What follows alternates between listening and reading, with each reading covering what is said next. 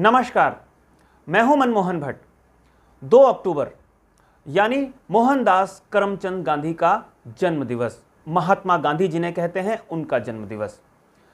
लेकिन उत्तराखंड की राजनीति में 2 अक्टूबर को काला दिवस के रूप में भी मनाया जाता है। वो काला दिवस एक बार फिर से मनाया जा रहा है 2 अक्टूबर को उत्तराखंड में। उत्तराखंड बंद का आह्वान किया गया है उत्तराखंड क्रांति दल की तरफ से और साथ साथ बेरोजगार युवाओं की तरफ से।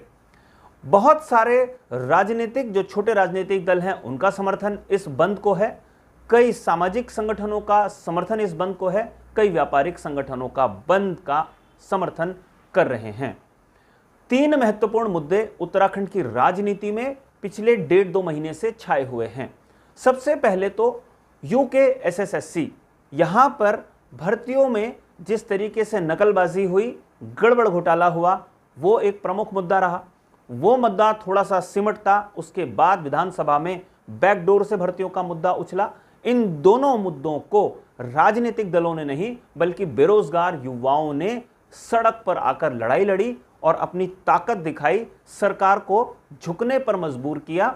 एसआईटी का गठन किया राज्य सरकार ने यूके SSSC के मामले में और 40-42 लोगों की गिरफ्तारियां हुई, मास्टरमाइंड पकड़ा गया। इस तरीके का जो संदेश है मुख्यमंत्री पुष्कर सिंह धामी देने में कामयाब रहे और उनकी इस पहल को त्रिवेंद्र सिंह रावत सहित बीजेपी के कई नेताओं ने अच्छा खासा समर्थन दिया है या उनकी तारीफ की है कि एसआईटी ने बहुत बेहतर काम सही समय पर किया। दूसरा प्रकरण था विधानसभा में बैकडोर से भर्ती। इस पर भी मुख्यमंत्री पुष्कर सिंह धामी ने एक चाबुक चलाया, रितु खंडूड़ी ने उस पर जांच बिठाई और सारे जो बैकडोर से भर्ती हुए थे 250 लोग, उनको बाहर का रास्ता दिखाया गया है। यानी 2 महत्वपूर्ण जो मुद्दे थे जिस पर बेरोजगार युवा सड़कों पर आए थे, उन युवाओं ने अपनी ताकत दिखाकर सरकार को मजबूर किया बड़े फैसले लेने के लिए और सरकार ने भी, ऐसा माना जाता है कि बड़े फैसले लिए। बैकडोर से भर्तियों को बर्खास्त कर देना कर्मचारियों को, यह बड़ा राजनीतिक फैसला माना जाता है। जब तक ये दोनों मुद्दे सुलझे तब तक तीसरा मुद्दा आ गया, वो था अंकिता मर्डर केस का। एक 19 वर्षीय युवती को जिस तरीके से देह व्यापार में धकेलने की कोशिश की जा रही थी, युवती के मना करने के बाद उसका जो है मर्डर कर दिया गया। पुलकित आर्य अपने 2 सहयोगियों के साथ जेल की सलाखों के पीछे है। हालांकि इस समय पुलिस ने उनको रिमांड पे लिया हुआ है और पूछताछ की जा रही है। ये 3 मुद्दे हैं जिनको लेकर बेरोजगार युवा सड़कों पर है। उत्तराखंड क्रांति दल अब सड़कों पर उतरने की कोशिश कर रही है। उत्तराखंड का आम युवा, आम जनमानस सड़कों पर है अंकिता को इंसाफ दिलाने के लिए भी।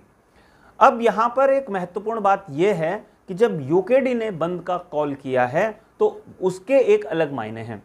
यूकेडी की हैसियत उत्तराखंड की राजनीति में बिल्कुल नेपथ्य में जाने जैसी हो गई है। कभी 4-4 विधायकों के साथ एनडी तिवारी सरकार पर दबाव बनाने से लेकर, बीसी खंडूड़ी की सरकार में मंत्री पद हासिल करने से लेकर, हरीश रावत और विजय बहुगुणा की सरकार में मंत्रिमंडल में शामिल होकर अपने या पहाड़ के हितों पर बात करने वाले यूकेडी का अस्तित्व उत्तराखंड से समाप्त हो चुका है और उत्तराखंड क्रांति दल के पास अब एक मौका है कि वो सड़क पर उतरकर अपनी ताकत दिखाए।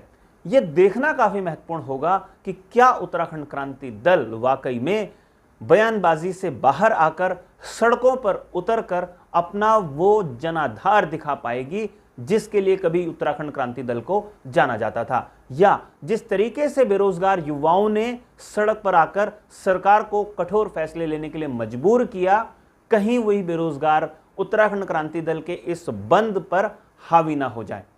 देखना होगा बंद कैसा होता है, कितना असर होता है और वास्तव में कौन सा संगठन अपना दबाव दिखा पाता है। अभी के लिए साथियों इतना ही। अगली रिपोर्ट में आपसे एक बार फिर मुलाकात होगी, लेकिन 2 आग्रह हमेशा की तरह। यह रिपोर्ट अगर आपको पसंद आई हो तो इसे लाइक जरूर कीजिए, इस पर टिप्पणी कीजिए, अपनी राय जरूर दीजिए और इस चैनल को आपने अगर अभी तक सब्सक्राइब नहीं किया है तो इस चैनल को भी सब्सक्राइब आप जरूर कर लीजिए। नमस्कार।